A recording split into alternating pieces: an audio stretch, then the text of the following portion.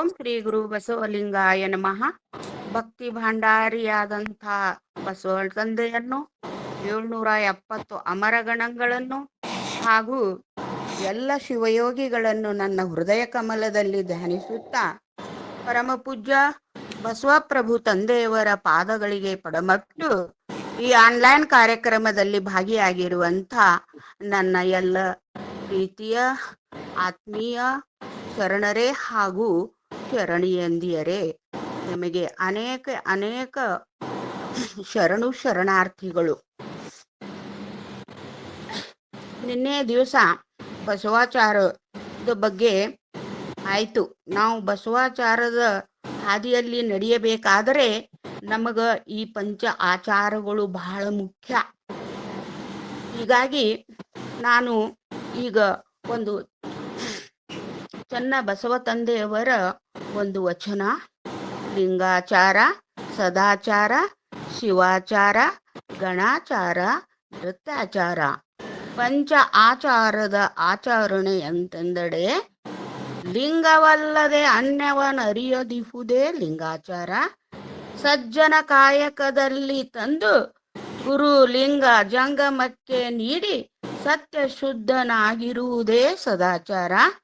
ಶಿವಭಕ್ತರಲ್ಲಿ ಕುಲಗೋತ್ರ ಜಾತಿ ವರ್ಣಾಶ್ರಮವನ್ನು ಅರಿಸದೆ ಅವರೊಕ್ಕುದ ಕೊಂಬುದೇ ಶಿವಾಚಾರ. ಶಿವಾಚಾರದ ನಿಂದೆಯ ಕೇಳದಿಹುದೇ ಗಣಾಚಾರ. ಶಿವಶರಣರೇ ಹಿರಿಯರಾಗಿ ತಾನೇ ಕಿರಿಯನಾಗಿ ಭಯಭಕ್ತಿಯಿಂದ ಆಚರಿಸುವುದೇ ಭೃತ್ಯಾಚಾರ. ಇಂತಿ ಪಂಚ ಆಚಾರವುಳ್ಳ ಭಕ್ತರ ಒಕ್ಕುವದ ನಿಕ್ಕಿ ಸಲಹಯ್ಯ ಪ್ರಭುವೇ ಕೂಡಲ ಚನ್ನ ಸಂಗಮ ದೇವ. ಈಗ ನಾನು ಸ್ಟಾರ್ಟ್ ಮಾಡ್ತೀನಿ. ನಾನು ಮರಾಠಿ ಮೀಡಿಯಮ್ದ ಸ್ಕೂಲ್ನಲ್ಲಿ ಶಿಕ್ಷಕ ಅಂತೇಳಿ ಕೆಲಸ ಮಾಡಿದ್ದೇನೆ. ಆಗ ನನಗೂ ಸೋನಾಲಿ ಅವ್ರ ಹಂಗೆ ಕನ್ನಡ ಅಟ್ಟಂದು ಇದ್ರಂಗೆ ಬರೋದಿಲ್ಲ, ಕ್ಷಮೆ ಮಾಡ್ರಿ. ಶುರುವಾತ್ ಮಾಡ್ತೀನಿ. ಈಗ ಪಂಚ ಆಚಾರಗಳಲ್ಲಿ ನನಗೆ ಕೊಟ್ಟದ ವಿಷಯ ಲಿಂಗಾಚಾರದ ಬಗ್ಗೆ.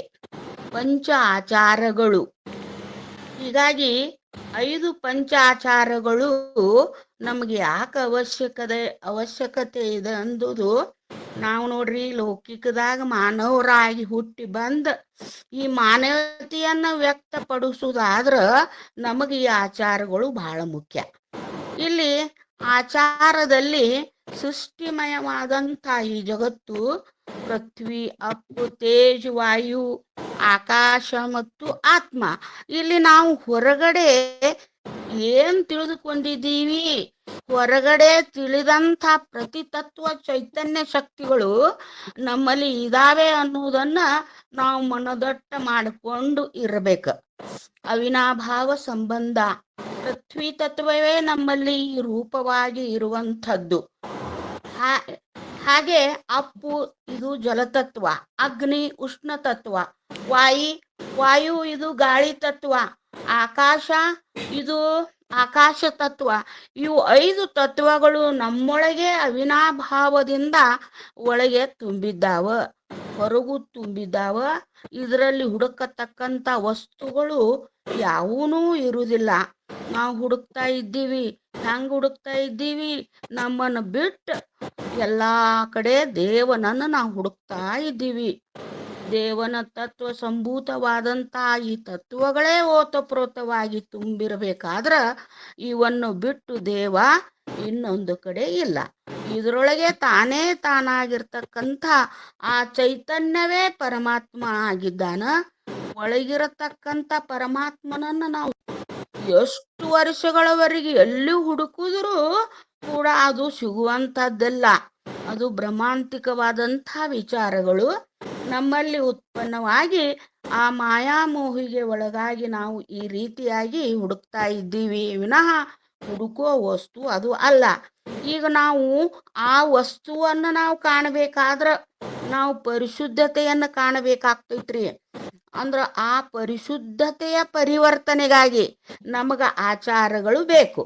ಆಚಾರದಲ್ಲಿ ತನುಶುದ್ಧ, ಮನಶುದ್ಧ, ನಡೆ ಶುದ್ಧ, ನುಡಿ ಶುದ್ಧ, ಭಾವ ಶುದ್ಧ. ಈ ರೀತಿಯಾಗಿ ಏನದ ಆತೈತಪ್ಪ ಅಂದ್ರ ತನು ಮನ ಭಾವಗಳ ಪರಿಶುದ್ಧತೆಗಾಗಿ ಆ ಆಚಾರಗಳನ್ನು ನಮಗ್ ಗುರುಗಳು ಮಾರ್ಗದರ್ಶನ ಮಾಡಿರ್ತಾರ.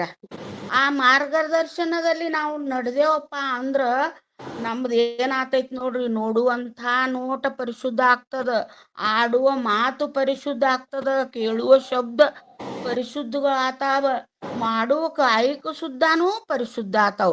ಇಂಥ ಪರಿಶುದ್ಧವಾದ ರೀತಿಯಲ್ಲಿ ನಾವು ಕಾಯಕವನ್ನು ಮಾಡಿದಾಗ ಅದು ಪರಮಾತ್ಮನಿಗೆ ಅರ್ಪಿತವಾಗುವಂಥ ಶ್ರೇಷ್ಠತೆಯನ್ನು ಪಡಿತದ.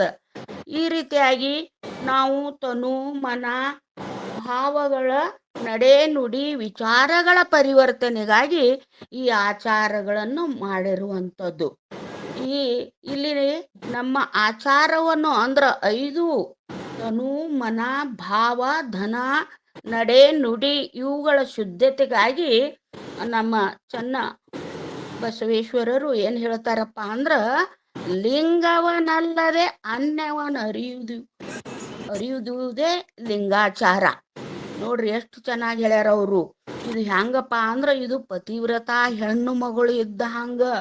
ಪತಿವ್ರತ ಹೆಣ್ಣು ಮಗಳು ಪತಿಗೆ ಸತಿ, ಸತಿಗೆ ಪತಿ. ಇಲ್ಲಿ ಹೆಣ್ಣು ಮಗಳಿಗೆ ಅಷ್ಟೇ ವಿಚಾರವಲ್ಲ, ಗಂಡು ಮಗನಿಗೂ ಕೂಡ ಅದೇ ವಿಚಾರ. ಅಂದ್ರ ತನ್ನ ಸತಿಯನ್ನಲ್ಲದೆ ಆ ತಾಯಿ ತನ್ನ ಪತಿಯನ್ನಲ್ಲದೆ ಅನ್ಯವನ್ನರಿಯುವುದೇ ಆ ಸತಿಪತಿ ಆಚಾರ. ಹಂಗ ಇಲ್ಲಿ ಲಿಂಗ ಅನ್ನುವಂಥ ಸರ್ವ ಅನಾದಿ ಪರುವಸ್ತುವನ್ನು ನಾವು ಸ್ವೀಕಾರ ಮಾಡಿಕೊಂಡು ಎಲ್ಲದಕ್ಕೂ ಮೂಲ ಕಾರಣವಾಗಿ ಮೂಲ ಚೈತನ್ಯವಾಗಿ ವಿಕಾಸಗೊಂಡಿದ್ರಿಂದ ಇಲ್ಲಿ ಲಿಂಗವನಲ್ಲದೆ ಅನ್ಯವನ್ನರಿಯುವುದೇ ಲಿಂಗಾಚಾರ. ಎಷ್ಟು ಚಂದ ಹೇಳ್ಯಾರ. ಇದಕ್ಕೆ ಅನುಭವ ಮಂಟಪದಲ್ಲಿ ಇವರು ಚನ್ನಬಸವಣ್ಣನವರು ಎಷ್ಟು ಚಿಕ್ಕವರು, ಅವರೇನು 100 ವರ್ಷ ಬಾಳ್ದವ್ರಲ್ಲ. 12 ವರ್ಷದ ಚನ್ನಬಸವಣ್ಣವರು ಅನುಭವ ಮಂಟಪದಲ್ಲಿ ಪರಿಪೂರ್ಣತೆಯನ್ನು ಹೊಂದಿ 2ನೇ ಶೂನ್ಯ ಪೀಠಾಧ್ಯಕ್ಷರಿವರು. ಅವ್ರ ವಿಚಾರ ನೋಡ್ರಿ, ಎಷ್ಟು ಪರಿಶುದ್ಧತೆಯನ್ನು ಕೊಟ್ಟಾರ ಅವರು, ಎಷ್ಟು ಅದ್ಭುತ. ಅದಕ್ಕೆ ಅನುಭವ ಅನ್ನೋದೇನು ನೋಡ್ರಿ, ವಯಸ್ಸಿನ ಪ್ರಮಾಣ ಇಲ್ರಿ, ಜ್ಞಾನದ ವಿಚಾರದ ವರ್ಗಲ್ಲಿರ್ತದ. ಈಗ ಚನ್ನಬಸವಣ್ಣನವರು ತಮ್ಮ ಎಳಿ ವಯಸ್ಸಿನೊಳಗೇನೆ ಶಿವಯೋಗಿ ಸಿದ್ದರಾಮರಿಗೆ ದೀಕ್ಷಾಗುರುಗಳಾದ್ರು. ಇನ್ನು ಇದನ್ನು ಕೇಳಿದ್ರೆ ಎಲ್ಲರೂ ಆಶ್ಚರ್ಯ ಮಾಡುವಂಥದ್ದು.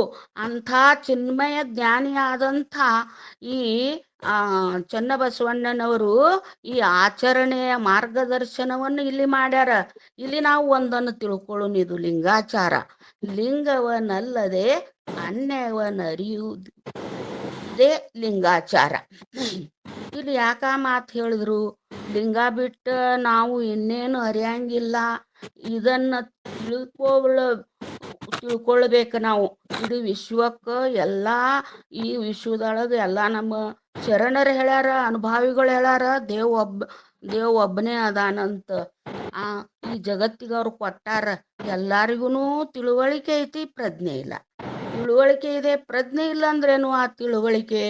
ಇಲ್ಲಿ ಸಾಮಾನ್ಯವಾಗಿ ನನ್ನ ತಾಯಿ, ನನ್ನ ಸಹೋದರಿ, ನನ್ನ ಸತಿ ಎಲ್ಲರೂ ಹೆಣ್ಣಂತ ಒಂದು ಶಬ್ದವನ್ನ ಕಾಣ್ತೇವೆ. ಆದ್ರೆ ತಾಯಿ, ಸಹೋದರಿ, ಸತಿ ಅನ್ನುವಂಥ ಪ್ರಜ್ಞೆ ಇಲ್ಲದೆ ಎಲ್ಲರನ್ನೂ ಹೆಣ್ಣಾಗಿ ನೋಡ್ಲಾಕ ಬರುವುದಿಲ್ಲ. ಆ ದಿಶೆಯಲ್ಲಿ ಇಲ್ಲಿ ಲಿಂಗವನಲ್ಲದೆ ಅನ್ಯವನ್ನರಿಯುವುದೇ ಲಿಂಗಾಚಾರ. ಅಂದ್ರೆ ಇಲ್ಲಿ ಅನೇಕ ಭಾವನೆಗಳಿಗೆ ಕಲ್ಪಿತವಾಗಿರುವಂಥ ಕೋಟಿ ಕೋಟಿ ದೇವತೆಗಳು ವಿಜೃಂಭಿಸ್ತಾವ. ಆದ್ರ ಇಡೀ ಜಗತ್ತಿಗೆ ಒಬ್ಬನೇ ದೇವ ಅಂದಾಗ ಆ ದೇವನನ್ನ ಲಿಂಗ ರೂಪದಲ್ಲಿ ತನ್ನಲ್ಲೇ ತೋರಿಸಿಕೊಟ್ಟಿರುವಂಥ ಗುರು ಮಾರ್ಗದರ್ಶನದಲ್ಲಿ ಆ ಲಿಂಗ ಇಲ್ಲಿ ಬೀಜಕ್ಕೆ ನೀರೆರೆದು ವೃಕ್ಷವಾದಾಗ ವೃಕ್ಷದ ಬುಡಕ್ಕೆ ನೀರೆರೆದರೆ ವೃಕ್ಷದ ಸಕಲ ಅಂಗಾಂಗಗಳಿಗೂ ಹೇಗೆ ತೃಪ್ತಿಯನ್ನು ಹೊಂದುತ್ತಾವೋ ಹಾಗೆ ಲಿಂಗಾಚಾರ. ಲಿಂಗವನ್ನ ನಾವು ಪೂಜಿಸಿದೆವಪ್ಪ ಅಂದ್ರೆ ಮಿಕ್ಕ ವಿಶ್ವದಲ್ಲಿ ಸೃಷ್ಟಿಯಲ್ಲಿ ಕಾಣತಕ್ಕಂಥ ಎಲ್ಲ ವಿಶ್ವರೂಪಗಳು ತೃಪ್ತಿಯನ್ನು ಹೊಂದಿಬಿಡ್ತಾವ. ಮತ್ತೆ ಬೇರೆ ಬೇರೆ ನಮಗ ಅರಿಬೇಕಾಗಿಲ್ಲ. ನಾವು ಮೂಲ ಶಕ್ತಿಯನ್ನ ಬಿಟ್ಟು ಅವು ಯಾವೂ ಇಲ್ಲ. ಎಲ್ಲಾದ್ರಲ್ಲಿಯೂ ಈ ಮೂಲ ಚೈತನ್ಯವೇ ವಿಕಾಸಗೊಂಡಿದ್ದು ಅದನ್ನ ಅರಿಯದೆ ನಾವು ಮತ್ತೊಂದು ಅರಿಯೋಪ್ಪ ಅಂದ್ರ ಅಜ್ಞಾನಕ್ಕೆ ಕಾರಣ ಆಗ್ತದ. ಹಂಗ ಇಲ್ಲಿ ನೋಡ್ರಿ, ಲಿಂಗವನ್ನಲ್ಲದೆ ಅನ್ಯವನ್ನ ಅರಿಯದಿಹುದೇ ಲಿಂಗಾಚಾರ ಅಂದ ಬಳಕ ಲಿಂಗ ಅಂದ್ರಿ ಯಾನು, ಹೆಂಗ ಆ ಲಿಂಗ ಶರಣರು ಏನ್ ಹೇಳಿದ್ದಾರ ಅವ್ರು ಕೊಟ್ಟಾರ ಅಂಥ ಲಿಂಗವನ್ನ ಚನ್ನಬಸವಣ್ಣನವರೇ ಒಂದು ವ್ಯಾಖ್ಯಾನ ಮಾಡ್ಯಾರ ನೋಡ್ರಿ. ಅಕಾರವೇ ಶೂನ್ಯ, ಬಿಂದುವೆ ಲೀಲೆ, ಗಕಾರವೇ ಚಿತ್ತು, ಈ ತ್ರಿವಿಧದೊಳಗೆ ಇದೇ ಲಿಂಗವೆಂಬ ಸಕಿಲ. ನೋಡ್ರಿ ಹೆಂಗ ಅವ್ರು ಕೊಟ್ಟಾರ. ಅಂಥ ಲಿಂಗದ ಘನತೆಯ ಅಂಥದ್ದೈತಿ ಅಂಥೇಳಿ ಅಪ್ಪ ಬಸವ ತಂದೆಯವ್ರು ಹೇಳ್ತಾರ. ಆ ಘನತೆ ಅಂಥದ್ದು ಲಿಂಗ.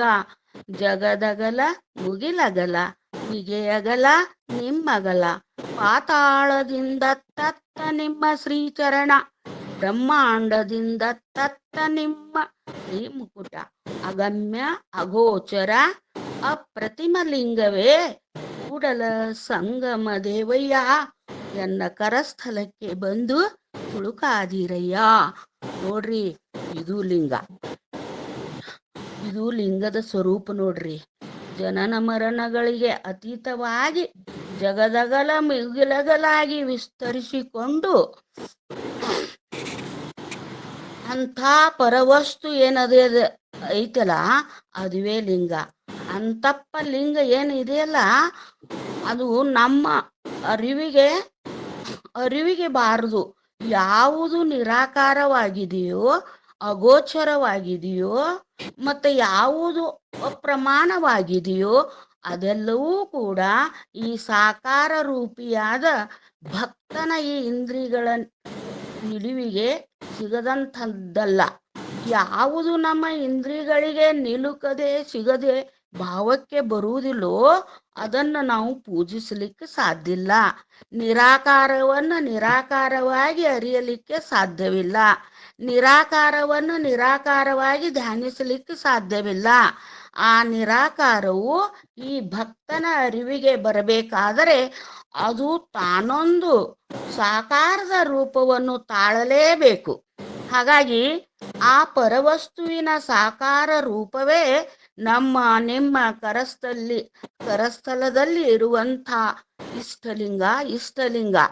ಆ ಇಷ್ಟಲಿಂಗ ಬೇರೆ ಅಲ್ಲ, ಆ ಜಗದ್ವ್ಯಾಪಕವಾದ ಪರವಸ್ತು ಬೇರೆ ಅಲ್ಲ ಅನ್ನೋದನ್ನ ಗುರುಬಸವಣ್ಣನವರು ಕೂಡಲ ಸಂಗಮ ದೇವ ಎನ್ನ ಕರಸ್ಥಲಕ್ಕೆ ಬಂದು ಚುಳುಕಾದಿರಯ್ಯ ಅಂತ ಅನ್ನುವುದರ ಮೂಲಕವಾಗಿ ಜಗದಗಲ ಮುಯಗಲ ಆ ಲಿಂಗವನ್ನೇ ನಮ್ಮ ಅರಿವಿಗೆ ಬರುವ ಕಾರಣಕ್ಕಾಗಿ ನಮ್ಮೆಲ್ಲರನ್ನು ಸಾಕಾರಕ್ಕೆ ಬಂದು ಮತ್ತೆ ನಿರಾಕಾರದತ್ತ ನಮ್ಮನ್ನ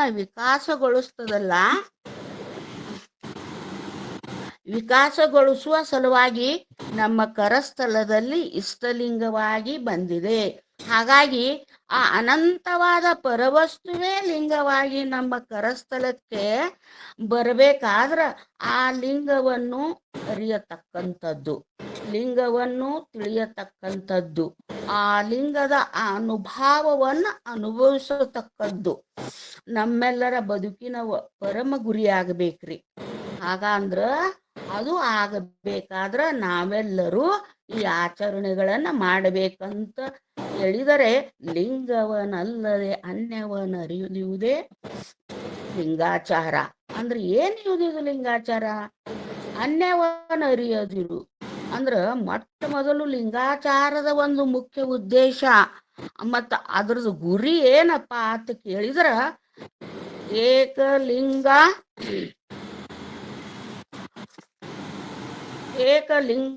ನಿಷ್ಠಾಪರತೆ. ಏನಿದು ಏಕಲಿಂಗ ನಿಷ್ಠಾಪರತೆ ಅಂದ್ರ ಶರಣರು ನಮಗರಿವನ್ನು ತೋರಿಸಿದಂಥ ಅದ್ಭುತ ಪರಮ ಸತ್ಯವನ್ನು, ಅಂದರೆ ಇದುವರೆಗೆ ಯಾವ ಲಿಂಗದ ಒಂದು ಅನುಭವವನ್ನ, ಲಿಂಗದ ಸ್ವರೂಪವನ್ನ ಅವರ ವಚನದ ಮೂಲಕವಲ್ಲ ನಾವೆಲ್ಲ ನೋಡಿದೆವಲ್ಲ, ಆ ಲಿಂಗದ ಆ ಲಿಂಗ ಈ ಅಖಂಡವಾಗಿರತಕ್ಕಂಥ ಜಗತ್ತಿನಲ್ಲಿ, ಇಡೀ ವಿಶ್ವದಲ್ಲಿ ತಾನು ಒಂದೇ ಇದೆ. ಯಾವುದನ್ನ ಲಿಂಗ ಅಂತ ಕರಿತೀವಿ ನಾವು ಪರಿಭಾಷೆಯಲ್ಲಿ, ಅದನ್ನ ಕರೀತಾರ ಬೇರೆ ಬೇರೆ ಪರವಸ್ತು, ಪರಬ್ರಹ್ಮ, ಹಂಗ ಹಿಂಗ ಎಲ್ಲಾ ಕರೀತಾರೆ, ಹೆಸರಿಟ್ಟು ಕೊಟ್ಟು ಕರಿತೀವಲ್ಲ. ಅದಕ್ಕ ಸಂಬೋಧನೆಗಳನ್ನು ಕರೆಯಲ್ಪಟ್ಟದ್ದು ಆ ಲಿಂಗ. ಈ ಎಲ್ಲಾ ಸೃಷ್ಟಿ ಕಾರಣವಾದದ್ದು ಅದು ಒಂದೇ ಪರವಸ್ತು ಇದೆ, ಎರಡನೇದ್ದು ಇಲ್ಲ. ಅದಕ್ಕಾಗಿ ಗುರು ಬಸವಣ್ಣನ ಹೇಳಿದ್ರಿ, ಏನು ಹೇಳಿದ್ರು ನೋಡ್ರಿ, ಮುಂದ ದೇವನೊಬ್ಬ ನಾಮ ಹಲವು. ಪರಮಾತ್ಮ ಎನ್ನುವ ದೇವ ಸತ್ಯ ಅನ್ನೈತಲ್ಲ, ಈ ಪ್ರಪಂಚದಲ್ಲಿ ಇರೋದು ಒಂದೇ. ಅದರಲ್ಲಿ 2, 3 ಹೆಚ್ಚು ಕಡಿಮೆ ಇಲ್ಲ. ದೇವ್ರು ಅಥವಾ ಲಿಂಗ ಅನ್ನೋದ್ರಲ್ಲಿ ಭಿನ್ನತೆಗಳಿಲ್ಲ, ಇರುವುದು ಒಂದೇ ಪರವಸ್ತು. ಅದನ್ನ ಮತ್ತಷ್ಟು ಗಟ್ಟಿಗೊಳಿಸಿ ಬಸವಣ್ಣನವ್ರು ಮಾತು ಹೇಳ್ತಾರ. ಅದೇ ವಿಷಯವನ್ನ ಬಹಳಷ್ಟು ಗಟ್ಟಿ ಮಾಡಿ ಹೇಳ್ತಾರ. 2, 3 ದೇವರೆಂದು ಉಬ್ಬಿ ಮಾತನಾಡಬೇಡ, ಒಬ್ಬನೇ ದೇವನೊಬ್ಬನೇ ಕಾಣಿರೋ, ಇಬ್ಬರೆಂಬುದು ಹುಸಿ ನೋಡ. ಕೂಡಲ ಸಂಗಮ ದೇವನಲ್ಲದಿಲ್ಲೆಂದಿತ್ತು ವೇದ. ಎಷ್ಟು ಸ್ಪಷ್ಟತೆಯನ್ನು ಕೊಡ್ತಾರ ನೋಡಿದ್ರಿ. 2, 3 ದೇವರೆಂದ ಪರಿಕಲ್ಪನೆಯಲ್ಲಿ ನಾವೆಲ್ಲ ಅದೇವಲ್ಲ.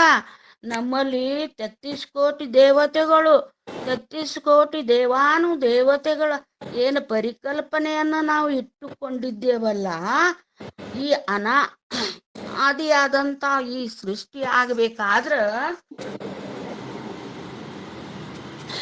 ತೋರಿ ಬಂದ ತತ್ವಗಳೇ ಹೊರತು ಅವು ದೇವರುಗಳು ಲಿಂಗ ಸ್ವರೂಪಗಳಲ್ಲ. ಇದೆಲ್ಲಕ್ಕೂ ಕಾರಣವಾದ ಪರವಸ್ತು ಒಂದೇ ಇದೆ, ಅಲ್ಲಿ ಎರಡನೇದು ಇಲ್ಲ. ಅದಕ್ಕೆ ಇಬ್ಬರೆಂಬುದು ಹುಸಿ ನೋಡ ಅನ್ನುವುದನ್ನ ಅವರು ಸ್ಪಷ್ಟವಾಗಿ ಹೇಳ್ಯಾರ. ಹಾಗಾದ್ರ ದೇವರು ಅಥವಾ ಲಿಂಗ ಅನ್ನುವ ಪರವಸ್ತು ಒಂದೇ ಇದೆ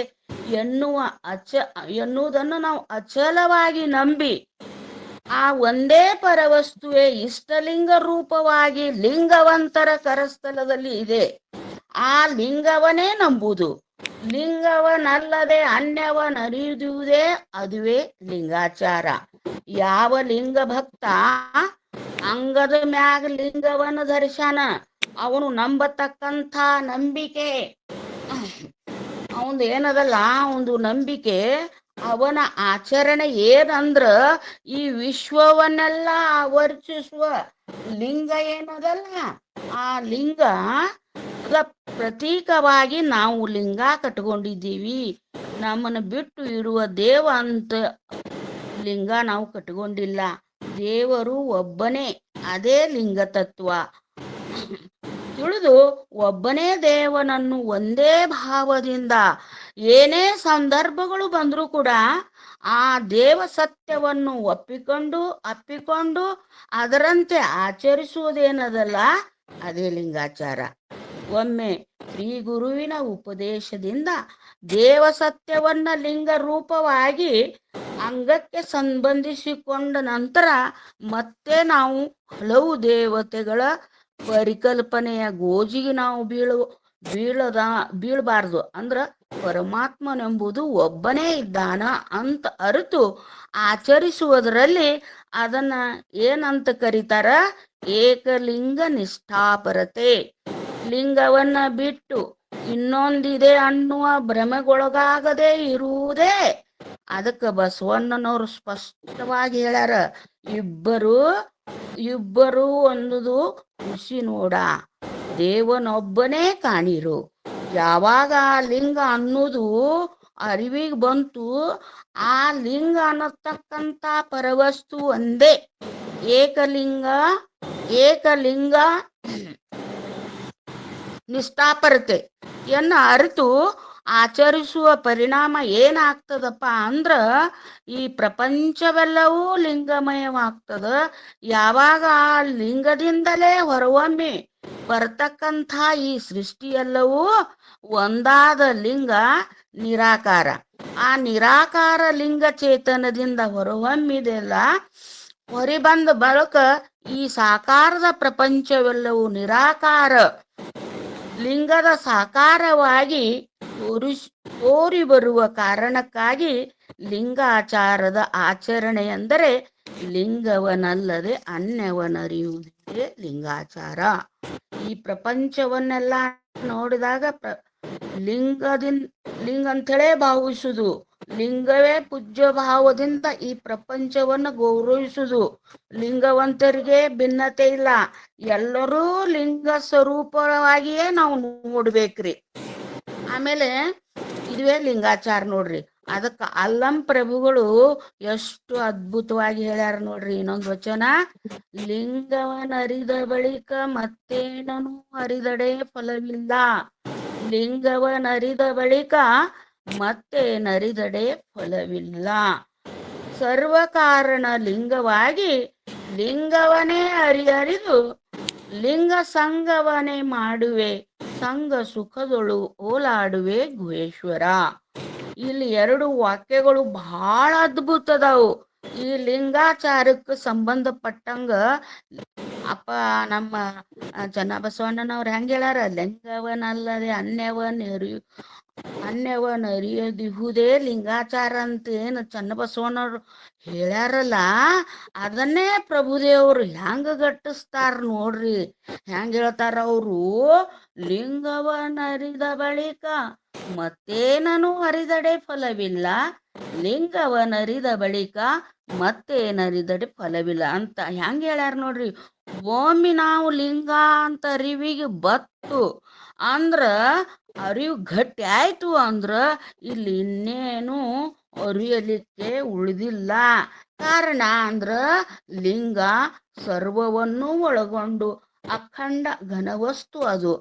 ಅದರೊಳಗೆ ಎಲ್ಲವೂ ಇದೆ, ಅದನ್ನ ಬಿಟ್ಟು ತಿಳಿಲಿಕ್ಕೆ ಯಾವುದೂ ಉಳಿದಿಲ್ಲ, ಎಲ್ಲವನ್ನೂ ಒಳಗೊಂಡಿದ್ದು.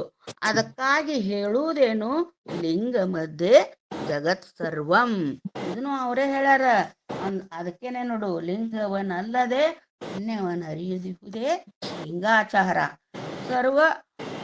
ಸರ್ವವೂ ಲಿಂಗದ ಗರ್ಭದಾಗೆ ಅದ.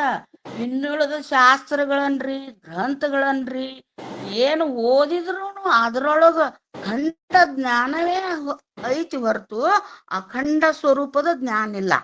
ಅದಕ್ಕಾಗಿ ಲಿಂಗವೇ ಪರಿಪೂರ್ಣ. ಅದಕ್ಕೆ ಹೇಳ್ತಾರ, ಲಿಂಗವೇ ಸರ್ವ ಕಾರಣವಾಗಿ ಆ ಲಿಂಗದ ಸಂಗವನೇ ಮಾಡುವೆ ಗುಹೇಶ್ವರ. ಆ ಸಂಘ ಸುಖದಲ್ಲಿ ಓಲಾಡುವೆ ಗುಹೇಶ್ವರ. ಆ ಹಿನ್ನೆಲೆಯಲ್ಲಿ ಲಿಂಗವನಲ್ಲದೆ ಮತ್ತೇನನು ಅರಿಯದಿಹುದೇ ಲಿಂಗಾಚಾರ. ಅಂದ್ರ ಲಿಂಗವೇ ಸರ್ವವೂ ಇದೆ. ಸಕಲ ಜೀವರಾಶಿಗಳಲ್ಲಿ ಜಂಗಮ ಸ್ವರೂಪ ತಾನಾಗಿ ಆದದ್ದು ಕೂಡ ಲಿಂಗವೇ ಆಗಿದೆ. ಯಾವುದನ್ನ ಗುರು ಅಂತ ಕರಿತೀವಿ, ಯಾವುದನ್ನ ನಾವು ಜಂಗಮ ಅಂತ ಕರಿತೀವಿ, ಅದೆಲ್ಲವೂ ಮೂಲ ಲಿಂಗವೇ ಆಗಿದೆ. ಅದಕ್ಕ ನಮ್ಮಪ್ಪ ಸಿದ್ದರಾಮ ತಂದೆಯವರು ಹೇಳ್ತಾರ್ರಿ, ಒಂದು ಎಷ್ಟು ಚಂದ ಸ್ಪಷ್ಟೀಕರಣ ಕೊಡ್ತಾರ ಅವರು. ನೆಲೆಸಿ ಲಿಂಗವೆನಿಸಿತಯ್ಯ ಲಿಂಗವು, ಚರಿಸಿ ಜಂಗಮವೆನಿಸಿತಯ್ಯ ಲಿಂಗವು, ಇದರಿರವ ಬೋಧಿಸಿ ಗುರುವೆನಿಸಿತಯ್ಯ ಲಿಂಗವು. ಲಿಂಗ ತಾನೊಂದೇ. ನೆಲೆಸಿ ಅಂದ್ರ ಸರ್ವಕ್ಕೂ ಕಾರಣವಾಗಿ ಏನ್ ಮಾಡ್ತ್ರಿ, ಕಾರಣವಾಗಿ ನಿಂತ ಲಿಂಗ ಅಂತ ಕರೆಸುದು ಅದೇ ಲಿಂಗ. ಯಾವಾಗ ಈ ಲಿಂಗದಿಂದ ಚೈತನ್ಯ ಚರಿಸಿ ಸಮಸ್ತ ಬ್ರಹ್ಮಾಂಡವೆಲ್ಲವೂ ಚೈತನ್ಯಮಯವಾಗಿ ಕಲಿಸಿಕೊಂಡಿತ್ತೋ ಅದೇ ಜಂಗಮ ಅಂತ ಕರೆಸಿಕೊಂಡಿತ್ತೋ ಅದೇ ಲಿಂಗ. ಈ ಲಿಂಗ ಜಂಗಮರ ಸಂಬಂಧದ ಅರಿವನ್ನು ಬೋಧಿಸಿ ನಮಗೆಲ್ಲ ಅರಿವನ್ನು ತಂದು ಕೊಟ್ಟು ಗುರುವಾದದ್ದು ಅದೇ ಲಿಂಗ. ನಿತ್ಯ ನಿರಂಜನ ಪರಂ ಜ್ಯೋತಿ ಪರವಸ್ತು ಉಪದೇಶವ ಕೊಟ್ಟು ತಾನೇ ಗುರುವಾದ ಕರಸ್ಥಲಕ್ಕೆ ಬಂದು ಪೂಜೆಗೊಂಡು ಲಿಂಗವಾದ ಅಸರನಾದ ಪ್ರಪಂಚವನ್ನೆಲ್ಲ ಕಳೆದು ದಾಸೋಹ ಮಾಡಿಸಿಕೊಂಡು ತಾನೇ ಜಂಗಮನಾದ. ಅಂದರೆ ಗುರು ಆದದ್ದು, ಲಿಂಗವಾದದ್ದು, ಜಂಗಮವಾದದ್ದು, ಪಾದೋದಕ ಪ್ರಸಾದವಾದದ್ದು, ವಿಭೂತಿ ರುದ್ರಾಕ್ಷಿ ಮಂತ್ರವಾದದ್ದು, 8 ತತ್ವಗಳು ಆದದ್ದು ಒಂದೇ ಲಿಂಗ. ಆ ಒಂದೇ ಲಿಂಗದ 8 ಶುದ್ಧವಾದ ಚಿತ್ರೂಪ ತತ್ವಗಳೇ ಈ ಅಷ್ಟಾವರಣಗಳು. ನಾವು ನೋಡಿದೇವಲ್ಲ ಅಷ್ಟಾವರಣಗಳು ಈಗಾಗಲೇ. ಅಂದ್ರ ಲಿಂಗ ಬಿಟ್ಟು ಈ ಪ್ರಪಂಚದೊಳಗೆ ಏನೈತ್ರಿ ಹೇಳ್ರಿ? ಕಾರಣಕ್ಕೂ ತಾನೇ, ಕಾರಣವಾದದ್ದು ತಾನೇ. ಪ್ರಪಂಚವನ್ನೆಲ್ಲನೂ ಉತ್ಪತ್ತಿ ಆದದ್ದು ಲಿಂಗದ ಗರ್ಭದಲ್ಲೇ. ಪ್ರಪಂಚವೆಲ್ಲವೂ ಲೀಲೆಯಾಡುತ್ತಿರುವುದು ಆ ಲಿಂಗದ ಬೆಳಕಿನಲ್ಲಿ. ಕೊನೆಗೆ ಲೀಲೆ ಸಾಕನಿಸಿದಾಗ ಈ ಸಮಸ್ತ ಬ್ರಹ್ಮಾಂಡವೆಲ್ಲವೂ ಹೋಗಿ ಸೇರಿಕೊಳ್ಳುವುದು ಅದೇ ಲಿಂಗದಲ್ಲಿ. ಹಾಗಾದ್ರ ಲಿಂಗವನ್ನ ಬಿಟ್ಟು ಇನ್ನೇನು ಯಾವುದೇ ಅವಕಾಶಗಳಿಲ್ಲ. ಇರೋದು ಅದು ಒಂದೇ ಲಿಂಗ. ಈ ಅರಿವನ್ನು ತಂದುಕೊಂಡಾಗಲೇ ನಮಗೆಲ್ಲ ನಿಜಕ್ಕೂ ನಿಜವಾದ ನಿಶ್ಚಿಂತತೆಯ ನೆಲೆ ಸಾಧ್ಯವಾಗಲಿಕ್ಕ ಒಂದು ಕಾರಣ ಆಗ್ತದ. ಎರಡನೇದ್ದು, ಲಿಂಗ ಅನ್ನತಕ್ಕಂತ ಪರಿಕಲ್ಪನೆಯನ್ನು ಸರಿಯಾಗಿ ಅರಿತು ಲಿಂಗಾಚಾರದಲ್ಲಿ ಆಚರಿಸಿದ್ದೇ ಆದರೆ ಬಹುಶಃ ನೋಡ್ರಿ, ಈ ಪ್ರಪಂಚದೊಳಗ ದೇವ್ರು ಧರ್ಮದ ಹೆಸರಿನಲ್ಲಿ ಎಷ್ಟೊಂದು ಗೊಂದಲಗಳಾಗ್ತಾವಲ್ಲ. ನನ್ನ ದೇವರೇ ಹೆಚ್ಚು, ನೀನು ದೇವರೇ ಹೆಚ್ಚು, ಅದು ಕಮ್ಮಿ ಇದು ಕಮ್ಮಿ, ಹಂಗ ಹಿಂಗ ಅನ್ಬಾರ್ದು. ಈ ಮಾತುಗಳೇ ಇರುವುದಿಲ್ಲ. ಇವುಗಳಿಗೆಲ್ಲ ಎಲ್ಲಿ ಮಂಗಲ ಸಿಗ್ತದಂದ್ರ, ಒಂದು ಮಂಗಲ ಕೊನೆ ವಿರಾಮ ಸಿಗ್ತದಪ್ಪ ಅಂದ್ರ ಚನ್ನಬಸವಣ್ಣನವರು ತೋರಿಸಿಕೊಟ್ಟಂಥ ಲಿಂಗಾಚಾರದ ತತ್ವ. ಯಾರಾದರೂ ಆಗಿರು, ಏನಾದ್ರೂ ಕರಿ, ಯಾವ ಹೆಸರಿಂದನೂ ಕರೆಯಲ್ಪಟ್ಟರೂ ಕೂಡ ಸೃಷ್ಟಿ ಸ್ಥಿತಿ ಲಯಗಳಿಗೆ ಕಾರಣವಾದ ಪರವಸ್ತು ಒಂದೇ ಇದೆ ಅಂತ ಹೇಳಿದರೆ ಬಹುಶಃ ಈ ಜಗತ್ತಿನಲ್ಲಿ ಯಾವ ಧರ್ಮಗಳ ಮಧ್ಯೆಯೂ ತಿಕ್ಕಾಟ ಬರುವುದಿಲ್ಲ. ಎಲ್ಲರೂ ಕೂಡ ಅತ್ಯಂತ ಮುಕ್ತ ಮನಸ್ಸಿನಿಂದ ಇರ್ತಕ್ಕಂಥ ಧರ್ಮ ಯಾವುದು ಅಂದ್ರೆ ಇದು ನಮ್ಮ ಲಿಂಗಾಯತ ಧರ್ಮ ಆಗ್ತೈತಿ ಅನ್ನೋದನ್ನ ಈ ಲಿಂಗಾಚಾರದ ಮೂಲಕವಾಗಿ ಅತ್ಯಂತ ಸ್ಪಷ್ಟವಾಗಿ ನಾವು ಅರ್ಥ ಮಾಡ್ಕೊಳ್ಳಬೇಕು. ಇದ್ರೊಳಗೆ ಏನೈತಿ ಹೇಳ್ರಿ? ಯಾರೂ ಹೆಚ್ಚಿಲ್ಲ, ಯಾರೂ ಕಡಿಮಿಲ್ಲ. ಇದ್ದ ವಾಸ್ತವಿಕ ಚಿತ್ರವನ್ನ ಜಗತ್ತಿನ ಮುಂದೆ ಇಡುವುದೇ ಲಿಂಗಾಚಾರದ ತತ್ವ. ಆ ಹಿನ್ನೆಲೆಯಲ್ಲಿ ಚನ್ನಬಸವಣ್ಣನವರು ಬೋಧಿಸಾರಲ್ಲ, ಲಿಂಗವನಲ್ಲದೆ ಅನ್ಯವನರಿಯದಿಹುದೇ ಲಿಂಗಾಚಾರ. ಗುರು ಉಪದೇಶಿತವಾಗಿ ನಮ್ಮ ಅಂಗಕ್ಕೆ ಸದ್ಗುರುಗಳು ಸಂಬಂಧ ಕೊಟ್ಟ ಈ ಇಷ್ಟಲಿಂಗ ಏನಿದೆಯಲ್ಲ, ಆ ಇಷ್ಟಲಿಂಗವ ಒಂದನ್ನೇ ನಿಷ್ಠೆಯಿಂದ ಬೋಧಿಸತಕ್ಕಂಥದ್ದು. ಹಲವು ಭ್ರಮೆಗಳಿಂದ ಹೊರಗಾಗಿ ಅಂತ ಆ ಲಿಂಗ ನನ್ನೊಳಗೂ ಇದೆ, ಹೊರಗೂ ಇದೆ, ವಿಶ್ವದ ತುಂಬೆಲ್ಲ ತುಂಬಿದೆ. ಎಲ್ಲರಲ್ಲಿಯೂ ಇರತಕ್ಕಂಥ, ಎಲ್ಲರನ್ನೂ ಬಂಧಿಸಿರುವಂತಹ ಲಿಂಗ ತತ್ವ ತಾನೋ ಎಂಬುದನ್ನು ಅರಿವನ್ನು ಪಡೆದು ವಿಶ್ವವೆಲ್ಲ ಲಿಂಗ ಸ್ವರೂಪವಾಗಿ ಕಾಣುವುದೇನೆ ಇದೇ ಲಿಂಗಾಚಾರ, ಇದೇ ಲಿಂಗಾಚಾರ, ಇದೇ ಲಿಂಗಾಚಾರ. ಹೀಗಾಗಿ ಇನ್ನೊಂದು ಮಾತು ನಾನು ಇದು ಮಾಡಿನ್ರಿ, ಇದ್ರೊಳಗೆ ತಗೋಬೇಕಾಗಿತ್ತು, ತಗೊಳ್ಳಿಲ್ಲ. ಆಮೇಲೆ ನೆನಪು ಗೊತ್ತು, ನಮ್ಮ ಅಂಬಿಗರ ಚೌಡಯ್ಯ ಅಂದ್ರೆ ನಾವು ಲಿಂಗವಂತ ಧರ್ಮಗಳು ನಮಗೆ ತೀರ್ಥಯಾತ್ರೆಗಳು ಇಲ್ಲ. ಹೋಗ್ರಿ ನೀವು ಈ ಪ್ರಕೃತಿಯನ್ನು ನೋಡ್ಲಿಕ್ಕೆ ಹೋಗ್ರಿ. ಆದ್ರ ನಮ್ಮ ಲಿಂಗದೇವನೇ ನಮ್ಮ ಅಂದ್ರೆ ಹೆಂಗ ಶರಣಸತಿ ಲಿಂಗಪತಿ ಅವ್ರ ಎಂಥ ಶಬ್ದಗಳಿಂದ ನಮ್ಗೆ ಎಚ್ಚರಿಸಾರ ಅಂಬಿಗರ ಚೌಡಯ್ಯನವರು. ಅಂತ ಅಂಬಿಗರ ಚೌಡಯ್ಯನವರು ಹೇಳ್ತಾರ, ಕಟ್ಟಿದ ಲಿಂಗವನ್ನ ಬಿಟ್ಟು ಬೆಟ್ಟದ ಲಿಂಗಕ್ಕೆ ಹೋಗಿ ಹೊಟ್ಟೆ ಅಳಿಯಾಗಿ ಬೀಳುವ ದೊಡ್ಡ ಮೂಳರ ಕಂಡರೆ ಮೆಟ್ಟಿದ ಎಡಪಾದ ರಕ್ಷೆಯನ್ನು ತಗೊಂಡು ಲೊಟಲಟನೆ ಹೊಡೆಯಂದಾತ ನಮ್ಮ ಅಂಬಿಗರ ಚೌಡಯ್ಯ. ಹೀಗಾಗಿ ನಾವು ಎಲ್ಲೇ ಹೋಗ್ಲಿ ನಾವು ನಮ್ಮದೇನದಲ್ಲ ಶರಣ ಸತಿ ಲಿಂಗಪತಿ, ನಮ್ಮ ಪತಿಯನ್ನು ಬಿಟ್ಟು ಆ ಕಡೆ ಈ ಕಡೆ ಏನೂ ಹಣಿಕೆ ಹಾಕೋದಿಲ್ಲ. ನಾ ಭಾಳ ಚಿಕ್ಕವಳಿದ್ದೆ, ಆಳಾಗ ನಮ್ಮಲ್ಲಿ ನಮ್ಮ ಅತ್ತೆಯವರು ಇದ್ರು, ಹಿಂಗ ಅಲ್ಲಮ್ಮ ತಾಯಿಯವರು, ಅವರು ಬ್ರಹ್ಮಚಾರಿಯಾಗಿನೇ ಹಿಂಗ ಶರಣಮ್ಮನಾಗಿನೇ ಇದ್ರು. ಅವ್ರು ಹೇಳ್ತಿದ್ರು ಸಣ್ಣವ್ರಿದ್ದ, ಆ ವಚನ ನನಗೆ ನೆನಪಿಗೆ ಬರಲಿಲ್ಲ. ನನಗೆ ಆಮೇಲೆ ಆದ್ರೆ ಹೇಳ್ರಿ, ಯಾರು ಬಹುತೇಕ ಅಕ್ಕ ಮಹಾದೇವಿ ದೇವ್ರು ಐತೋ ಏನೋ, ಏನು ತಾವು ಕಟ್ಟಿದ ಲಿಂಗವನ್ನ ಕಿರಿದು ಮಾಡಿದಿ ಬ್ಯಾರೆ ಲಿಂಗವನ್ನ ಹಿರಿಯದ್ ಮಾಡಿ ಹೋದ್ರ ನಮ್ಗ ಶ್ವಾನನ ಹೊಟ್ಟಿ ಒಳಗ ಆ ನಾಯಿ ಕುಣಿಗಳಾಗಿ ಹುಟ್ಟಬೇಕಾಗ್ತದತ್ತ ವಚನ. ಅದನ್ನ ಹೇಳ್ತಿದ್ರು ಅವ್ರು. ನಾ ಭಾಳ ಚಿಕ್ಕವಳಿದ್ದೆ, ಆಳಾಗ ನಾ ಸಣ್ಣ ಮುಖ ಮಾಡಿ ಕೂಡಕಿ. ಯಾಕೆ ಸಣ್ಣ ಮುಖ ಮಾಡಿದೆ, ಯಾಕೆ ನಾವು ಏನು ಅದು ಕಿಣ್ಣುಗಳಾಗಿ ನಾಯಿಗಳು ಹೊಟ್ಟಿ ಹುಟ್ಟಬೇಕಾಗ್ತದ? ಇಲ್ಲ, ನಾವು ಗುರುಗಳು ಕೊಟ್ಟ ಲಿಂಗ ಕಟ್ಕೊಂಡು ಏನು ಲಿಂಗ ಕೊಡ್ತಾರಲ್ಲ, ಅದನ್ನ ನಾವು ಏಕನಿಷ್ಠೆಯಿಂದನೇ ಅದನ್ನೇ ಲಿಂಗಪ್ಪನೇ ನಾವು ಏನು ಮಾಡಬೇಕು, ಪೂಜಾ ಮಾಡಬೇಕು ಅಂಥೇಳಿ ನಮ್ಮ ಅತ್ತೆಯವ್ರು ಹೇಳ್ತರು, ನಮ್ಮ ಸಹೋದರತ್ತೆ. ಹೀಗಾಗಿ ನೆನಪು ಬತ್ರಿ. ಆಮೇಲೆ ನನಗೆ ಯಾರಾದರೂ ಅದು ವಚನ ಅಕ್ಕ ಮಹಾದೇವಿಯರು ಇದ್ದಿರಬೇಕು ನನಗೆ ಹೇಳಬೇಕಾಗಿ ನನ್ನ 2 ನುಡಿಮುತ್ತುಗಳನ್ನು ಆ ಬಸವ ತಂದೆಯವರ ಪಾದಗಳಿಗೆ ಅರ್ಪಿಸುತ್ತೇನೆ. ಶರಣು ಶರಣಾರ್ಥಿ.